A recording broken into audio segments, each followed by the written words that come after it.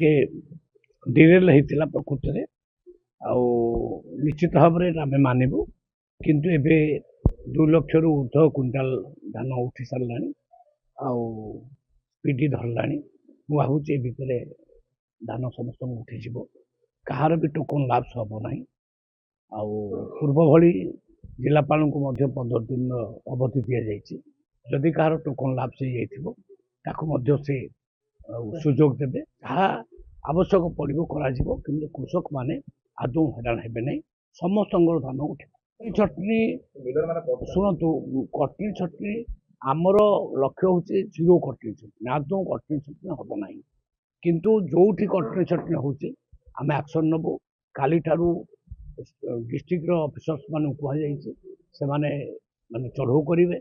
ଆବଶ୍ୟକ ପଡ଼ିଲେ ରାଜ୍ୟରୁ ମଧ୍ୟ ଟିମ୍ ପଠାଯିବ। ଯିଏ ବି କଟନୀ ଛଟନୀ କରୁଛି ତାର ବେପାର ବନ୍ଦ କରିଦିଆଯିବ, ତାଙ୍କ ମିଲ୍ ପୁରା ସିଲ୍